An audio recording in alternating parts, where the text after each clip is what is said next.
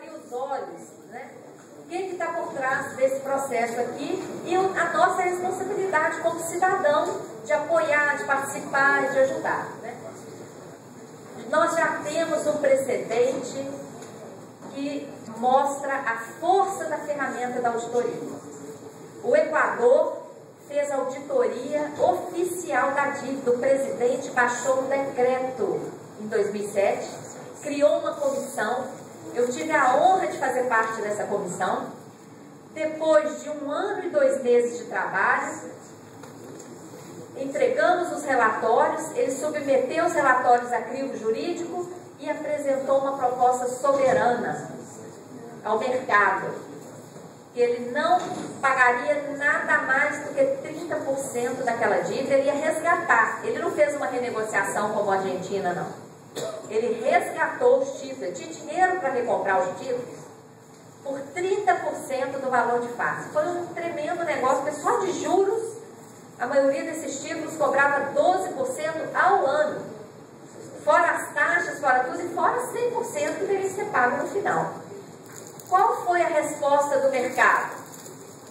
95% dos detentores entregaram os títulos, assinaram, estavam de acordo com aquela proposta. Então, os outros 5% nunca apareceram, ninguém entrou na justiça contra o Equador. O Equador anulou 70% de sua dívida e os recursos estão sendo empregados principalmente em saúde e educação. Uma economia de 7,7 bilhões de dólares, que para o tamanho da economia equatoriana é altamente relevante. O país passou por uma transformação em pouco, né? 2 anos, gente, que acabou, né, esse processo. 4 anos, quer dizer que acabou esse processo. É outro país, não é? Então, já temos um precedente aqui do lado. Por que isso não acontece aqui no Brasil? Né? Bom, aqui a CPI da dívida, criada em 2008, instalada 9 meses depois, foi um parto mesmo, 9 meses para instalar, funcionou com muita dificuldade, concluída em maio de 2010, foram identificados graves indícios de ilegalidades, irregularidades. Também eu fui requisitada, na época, auditora da Receita Federal, fui requisitada para trabalhar na CPI oficialmente. Entregamos um relatório de 1000 páginas. Esse relatório agora está na CPI, esse relatório está no Ministério Público, esse relatório tem. E o Ministério Público está começando a verificar agora, em 2013. Né? E nós temos aqui, ó, a necessidade de participação da sociedade, primeiro, para tomar conhecimento dessas investigações. Isso é a história do nosso país, é a nossa história, né? Então, tomar conhecimento disso e exigir completa investigação para rever esse processo. Pode passar. Bom, só os números para encerrar. A dívida externa, que muita gente acha que acabou, não acabou. O pagamento para o FMI foi só essa quedazinha aqui, ó. A dívida externa já ultrapassa 400 bilhões de dólares. Tá? Começou o processo na época da ditadura militar. Inclusive o companheiro que falou nisso aqui na ditadura, estou vendo ele ali, né? Foi o senhor? Depois eu quero uma cópia daquele. Por quê? Ah, já tá, maravilha. Porque olha aqui, foi justamente nos anos 70 que a nossa dívida começou a se dobrar a cada ano dobrava. E aquela dívida do milagre econômico, que todo mundo acha, isso aí foi financiamento do milagre econômico. A dívida do milagre não explica nem 20% da dívida, lá na origem. E os outros 80%? Será que nós é que pagamos o financiamento da ditadura? Quem pagou todo aquele gasto? Quem pagou? Então fica essa pergunta no ar, né?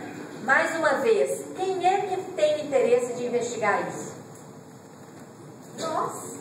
Nós que fomos lesados e continuamos a ser lesados. Pode passar.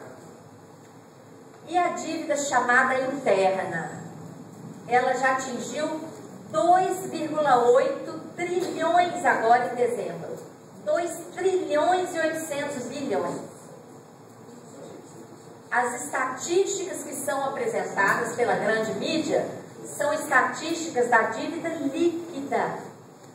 Quando vocês lerem dívida líquida, vocês leiam assim: estão me enganando. Sabe o que é dívida líquida?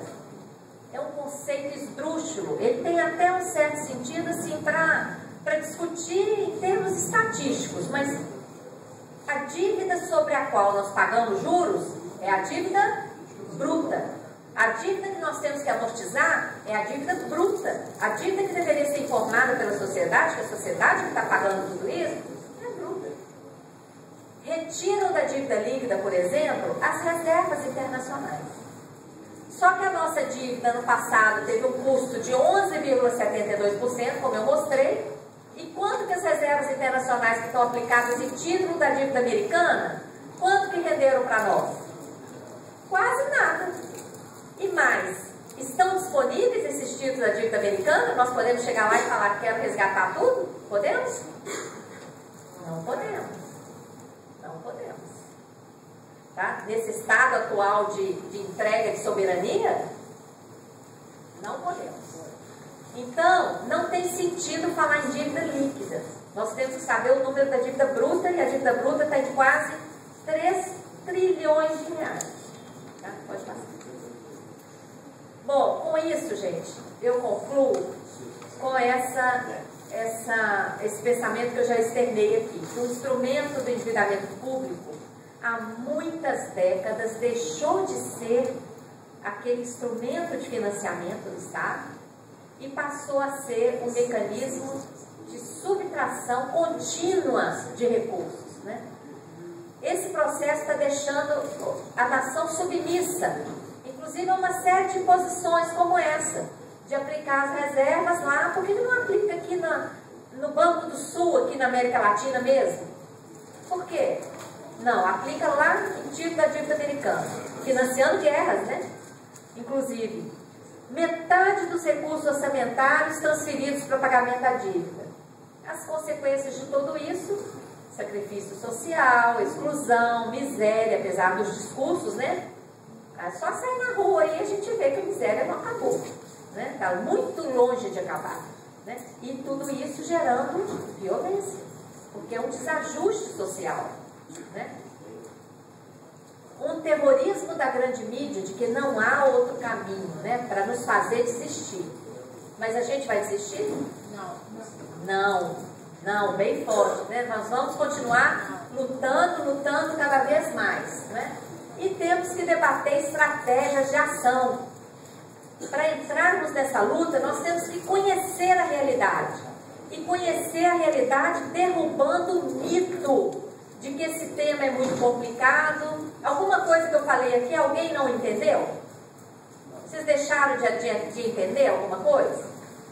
Não tem? Tem alguma coisa impossível de entender? Não tem. Então, nós temos que enfrentar esse mito, adquirir esse conhecimento, organizar uma mobilização social consciente e partir para ações concretas. Não podemos ficar esperando a crise arrebentar na nossa cabeça. Nós precisamos organizar núcleos da auditoria cidadã em todos os estados, reforçar aqueles que já existem, como é o caso do Rio de Janeiro, acompanhar as investigações do Ministério Público, rever essa política que está cada vez mais concentrando renda. Nós temos que distribuir a renda para atender os direitos sociais, garantir transparência e acesso à verdade, né? Pode passar? Com isso, aqui tinha a foto do caderno. Eu acho que ao converter, me empresta o seu caderno um minuto. Olha só, a foto na anterior. Aqui tinha a foto do caderno, não é? Que quem não conseguiu hoje pode adquirir na página da editora www.inove-editora, o R repete, porque é inove-editora.com.br. Está sendo vendido por um preço promocional de R$15. É um caderno de 80 páginas, todo colorido, ilustrado, enfim, informação, né? É o preço de uma revista semanal, que quando vocês vão passando as páginas só tem propaganda. Aqui não tem nenhuma propaganda, é só informação. Né? A gente aborda a riqueza do Brasil, as desigualdades, o modelo econômico injusto e trata da dívida, do sistema da dívida, da ferramenta de auditoria, da crise lá fora, está atualizado já com dados sobre a crise e a chamada final aí para a participação de todos. Tá? Com isso eu encerro e fico à disposição para responder as perguntas e agradeço pela oportunidade. Tá? Bom, obrigado. Gente, vamos seguir o nosso esquema. Inscrições aqui na mesa. Ó, Moreira, tá? Roberto. Vamos lá. Antes, nós vamos passar aqui, está subindo aqui, para o